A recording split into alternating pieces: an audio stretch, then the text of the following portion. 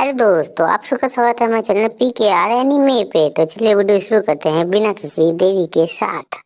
आज की वीडियो में हम सिंजी फैमिली के एपिसोड नंबर 9 को देखने वाले हैं। 3 दिन बाद का सीन दिखाया जाता है और अभी तक ना ओका घर पे नहीं आई थी और इसके बाद हमें चारों लड़कियां दिखाई जाते हैं स्टेशन पे और बांदरी भी बोलने लगते हैं कि सभी लोग ना हमें ही नोटिस कर रहे हैं और सभी को इतना पता चल गया है कि ओका यहाँ पे नहीं है। और बाकी बहनें बोलने लगता है कि हमने उसको कॉल करने का ट्राई किया था बट वो कॉल पिक नहीं कर रही। और इसके बाद हमें अराता क्लास के अंदर दिखाया जाता है और तभी उसके पास एक लड़की आती है और वो बोलने लगते है कि तुम्हें ओका के बारे में कुछ पता है क्या, क्योंकि वो कभी भी ना स्कूल की छुट्टी नहीं मारती। बट अभी ना 3 दिन का हॉलीडे हो चुका बट वो अभी तक स्कूल नहीं आई है और मुझे ना उसकी काफी ज्यादा फिक्र हो रही है। और साथ ही ना अभी काफी ज्यादा क्लब एक्टिविटी भी करना था और अराता बोलता है कि मुझे माफ करना बट वो ना हमारा भी कॉल पिक नहीं कर रही। और इसके बाद वो लड़की बोलती है कि अच्छा ठीक है और कोई इन्फॉर्मेशन मिले ना तो तुम हमें बता देना। और इसके बाद वो ना वहाँ से चली जाती है और इसके जाने के बाद ना अराता भी सोचने लगता है कि सच में ओका ना काफी ज्यादा परेशान करने लगी है हमें। मतलब कि अचानक से यामानाशी जाना और 3 दिन का बोल के गई थी और 3 दिन से ज्यादा हो गया और अभी तक वो वापस भी नहीं आई और साथ ही कॉल भी पिक नहीं कर रही हमारा। मतलब कि अभी सभी लोग काफी ज्यादा परेशान हो रहे थे ओका को लेके। और इसके बाद हमें घर का सीन दिखाया जाता है जहाँ पे ना सेहा बोल रही होती है कि अभी ना काफी ज्यादा दिन हो गया और वो अभी तक नहीं आई, मुझे तो काफी ज्यादा डर लग रहा है। और मिनामी बताने लगता है कि वैसे देखा जाए तो ओका काफी ज्यादा सुंदर है, कहीं वो कोई लड़का तो नहीं पटा लिया ना। और सेहा बोलते है कि तुम्हें ना ये सब बोलने की जरूरत नहीं है और वो सोचने लगते है कि आखिरकार क्या रीजन है जिस कारण वो घर पे वापस नहीं आ रही। और इसके बाद तभी सेहा ना अराता से पूछती है कि तुम्हारी बातचीत हुई क्या, और अराता मना कर देता है और सेहा ना मजाक उड़ाने लगते है, मतलब कि तुम दोनों ट्विंस हो और अभी तक तुम दोनों आपस में बात भी नहीं किए हो। और तभी अराता बोलने लगता है कि मैं काफी ज्यादा हैरान हुआ कि तुम्हें ओका की इतनी ज्यादा फिक्र हो रही है, मतलब कि मुझे तो लगा था कि तुम एकदम नॉर्मल रिएक्ट करोगी। और इसके बाद तभी बांदरी बोलते हैं कि अच्छा मुझे ओका की फाइनली इन्फॉर्मेशन मिल गया है और उसका लोकेशन ना माउंट फूजी दिखा रहा था। और ये देख के ना अराता भी काफी ज्यादा हैरान हो जाता है, मतलब कि उसने तो कहीं और का बताया था और वो कहीं और चली गई। और शियोन बोलता है कि मुझे लगता है कि गूगल ना गलत लोकेशन दिखा रहा होगा और वहाँ पे ना सभी बंदे यही बात करने लगता है कि आखिरकार ऐसे कैसे हो सकता है। और अभी अराता ना काफी ज्यादा हैरान हो गया था, मतलब कि भाई वो सोच रहा था कि आखिरकार ओका वहाँ पे कैसे जा सकती है या फिर कहीं अराता को सुनने में गलती हो गया, मतलब कि ये सारी चीजें उसके दिमाग में चल रहा था उस टाइम पे। और तभी शियोन बोलता है कि हमें ना इतना ज्यादा फिक्र करने की जरूरत नहीं है, वो ओका है और वो ना अपना ध्यान अच्छे तरीके से रख लेगी। और बांदरी बोलते है कि तुमने सही कहा और अभी ना हमें डिनर कर लेना चाहिए। और मिनामी भी बोलते है कि मुझे लग रहा है कि वो कल तक में वापस आ जाएगी। और अराता तो मन में सोच रहा था कि आखिरकार वो 3 दिन से माउंट फूजी के ऊपर कर क्या रही है और क्या उसको इस बात की फिक्र नहीं हो रही कि हम लोग उसकी कितनी ज्यादा चिंता कर रहे होंगे इस टाइम पे। और इसके बाद हमें ओका का भी सीन दिखाया जाता है जो कि हॉट स्प्रिंग में नहा रही थी। और इसके बाद ओका ना एक आंटी से बात करने लगते है और बोलते है कि मुझे माफ करना, मैं एक दिन और यहाँ पे रह रही हूँ इस कारण। और आंटी भी बोलने लगते है कि ज्यादा कोई प्रॉब्लम की बात नहीं है क्योंकि इस टाइम पे ना लोग काफी ज्यादा कम आते हैं और देखा जाए तो रूम भी अभी काफी ज्यादा खाली है। और इसके बाद ओका ना अपने मन में बड़बड़ाने लगता है कि मुझे ना वो चीज जरूर देखना है, मतलब कि कुछ भी हो जाए ना वो चीज देख के रहूंगी। और इसके बाद तभी आंटी बोलने लगते है कि क्या तुम्हें सनराइज देखना है, और वो चीज तो तुमने कल ऑलरेडी देख लिया है ना। और ओका बोलने लगता है कि नहीं वो चीज नहीं कुछ और चीज है। और इसके बाद वो अपने हाथ में ना वही चीज लेती है, ये देखने में तो कान के झुमके लग रहे थे बट जैसे मुझे कंफर्म पता चलेगा मैं आपको बता दूंगा। और इसके बाद हमें अराता का सीन दिखाया जाता है और वो ना कहीं पे जा रहा होता है और तभी उसके पास बांदरी आती है और वो बोलती है कि आखिरकार तुम इस टाइप के कपड़े पहन के कहाँ पे जा रहे हो। और इसके बाद तभी अराता बताता है कि वो ना माउंट फूजी जा रहा है ओका को ढूंढने के लिए। और बांदरी बताने लगता है कि मुझे लगता है कि अभी काफी ज्यादा लेट हो गया, तुम्हें इस टाइम पे नहीं जाना चाहिए। और अराता बताने लगता है कि स्कूल शुरू होने से पहले ना मैं उसको लेके आ जाऊंगा और अगर लोकेशन में जरा सा भी चेंजिंग आए ना तो तुम मुझे कांटेक्ट करके मुझे बता देना। और बांदरी ना वहाँ पे मना कर रही थी अराता को जाने के लिए बट तभी वहाँ पे सेहा आ जाती है और वो बोलती है कि तुम ना ओका का अच्छे से ध्यान रखना। और अराता बोलता है कि हाँ तुम बिल्कुल भी फिक्र मत करो। और इसके बाद तभी अपने मन में बोलता है कि अभी मैं आ रहा हूँ तुम्हारे पास। और इसके बाद फाइनली अराता ना उस लोकेशन पे पहुंच जाता है जहाँ पे ओका थी और उसको ओका देख के सबसे पहले तो काफी ज्यादा हैरान हो जाती है और बोलती है कि आखिर तुम यहाँ पे कर क्या रहे हो। और अराता ना काफी ज्यादा खुश था कि उसने काफी बढ़िया वाले कपड़े पहन रखा, उसको उतना ज्यादा ठंड नहीं लग रहा। और वो ना 1 घंटा ना पैदल ट्रेवल करके यहाँ पे आया था, मतलब कि बस से उतरने के बाद। और ओका बोलती है कि क्या तुम्हें सिर्फ 1 घंटा लगा, और वो सुन के ना बंदी काफी ज्यादा हैरान हो जाती है। और इसके बाद वो अगेन बोलने लगता है कि आखिर तुम यहाँ पे करने क्या आए हो, और उससे ना थोड़ा बहुत लड़ाई झगड़ा करने लगती है। और तभी अराता बताता है कि मैंने यहाँ पे तुम्हें देखने के लिए आया था कि तुम ठीक हो या फिर नहीं हो, मतलब कि मैं तुम्हें घर ले जाने के लिए आया हूँ। और ओका बोलने लगती है कि मैंने तो तुम्हें यहाँ पे बिल्कुल भी नहीं बुलाया था।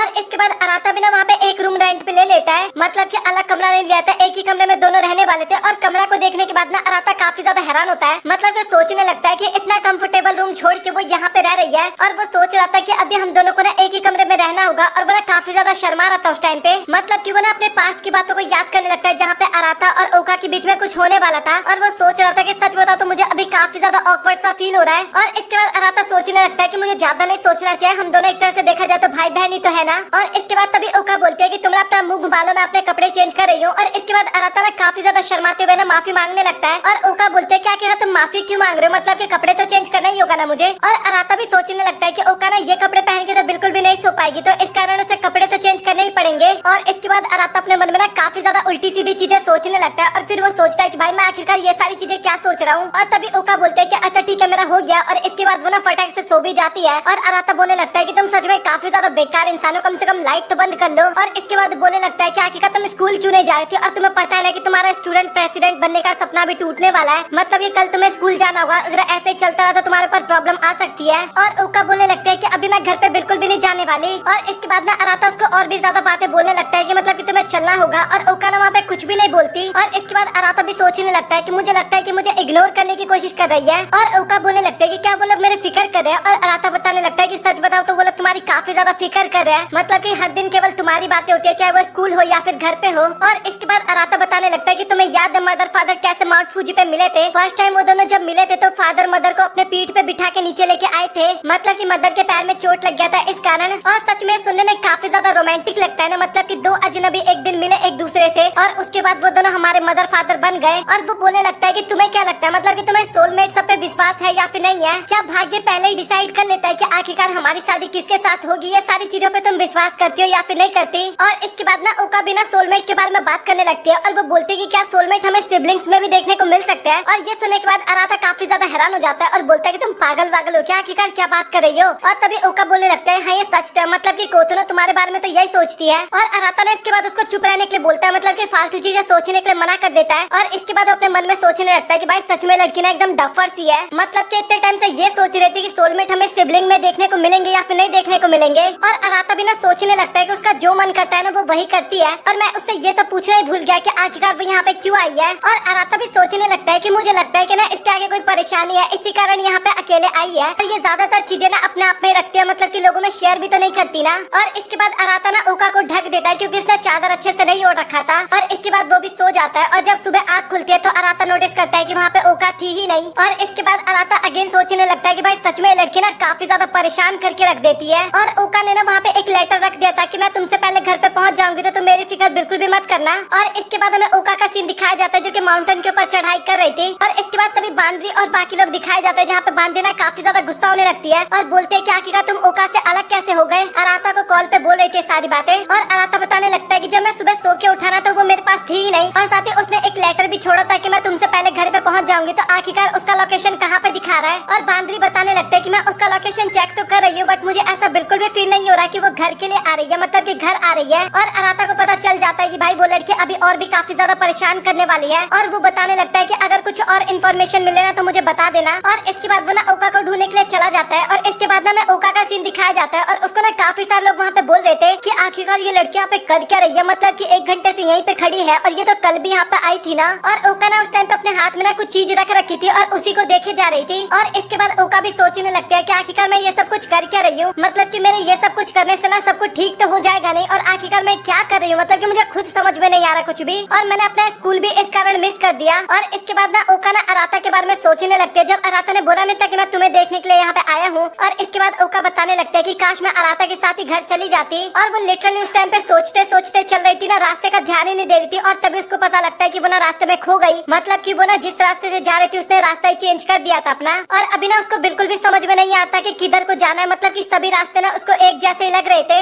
और ओका को ना वहाँ पे कोई दिखाई भी नहीं दे रहा था। और इसके बाद ओका ना वहाँ पे काफी ज्यादा घबरा जाती है और नीचे गिर जाती है। और गिरने के कारण ना उसके पैर में चोट लग जाता है और लिटरली इसके बाद वो चल भी नहीं पा रही थी, मतलब कि खड़ी ही नहीं हो पा रही थी, तो आखिरकार चलेगी कैसे। और वो वहाँ पे ना हेल्प मांगने लगती है, मतलब कि बचाओ बचाओ करने लगती है। और इसके बाद तभी हमें हैरान अराता दिखाया जाता है और उसको पता लगता है कि ओका अभी तक घर पे नहीं आई, मतलब कि होटल वाले घर की अभी बात कर रहा हूँ मैं। और उसका बैग भी वहीं पे रखा हुआ था और वो माउंटेन पे चढ़ाई करने के लिए गई थी बट वो अभी तक वापस नहीं आई। और इसके बाद हमें तभी बांदरी दिखाई जाती है और वो बताने लगता है कि अभी थोड़े टाइम पहले ना एकदम माउंटेन के टॉप पे उसका सिग्नल आ रहा था। और अराता को भी समझ में आ जाता है कि वो इस टाइम पे माउंटेन के टॉप पे चढ़ रखी है, मतलब कि उसको लग रहा था कि अभी ओका खो गई है। और वो ना काफी ज्यादा घबरा जाता है उस टाइम पे। और इसके बाद ना हमें ओका का पास्ट का सीन दिखाया जाता है जहाँ पे उसके 5वें साल का बर्थडे मनाया जा रहा था और उसको ना इयररिंग गिफ्ट में मिलते हैं जो कि वो बार बार अपने हाथ में देख रही थी ना, ये वही वाले इयररिंग्स थे। और इसके बाद हमें ओका का सीन दिखाया जाता है और लिटरली वो इस टाइम पे प्रॉब्लम में थी, बट उसको ना नींद आ रहा था और वो इन्हीं सब चीजों के बारे में सोचे जा रही थी। और फनी बात तो यह है कि इसने खाना भी नहीं खाया सुबह से और अपना बैग भी इसने होटल में छोड़ दिया था, जो कि हमने देखा भी था। और साथ ही उसके फोन की बैटरी भी खत्म हो गई और अभी ना वो काफी ज्यादा परेशान होने लगी थी और अभी ना उसके पैर में भी काफी ज्यादा दर्द हो रहा था और वो सोच रही थी कि अगर मुझे कोई बचाने के लिए नहीं आए तो मैं तो यहीं पे हमेशा के लिए फंस जाऊंगी। और इसके बाद वो ना सिबलिंग्स वाले दिन को याद करने लगते हैं जब डैड ने बताया था कि तुम लोग भाई बहन नहीं हो, और वो सोचने लगता है कि इस टाइम पे ना कोई भी मेरी मदद नहीं करेगा। मतलब कि अभी वो लोग काफी ज्यादा घबरा रखे होंगे, बट कोई भी मेरी मदद करने के लिए नहीं आएगा यहाँ पे। और सच बताओ तो मैं सभी के आगे ना हमेशा काफी ज्यादा प्रॉब्लम खड़ी कर देती हूँ, और वैसे भी देखा जाए तो उनको कोई उतना ज्यादा परेशानी भी नहीं होगा क्योंकि हम लोग रियल भाई बहन तो है ही नहीं। और इसके बाद वो अगेन अपने इयररिंग्स को देखने लगती है और इसके बाद तभी वो ऊपर की तरफ देखती है और लिटरली वहाँ पे अराता आ गया था।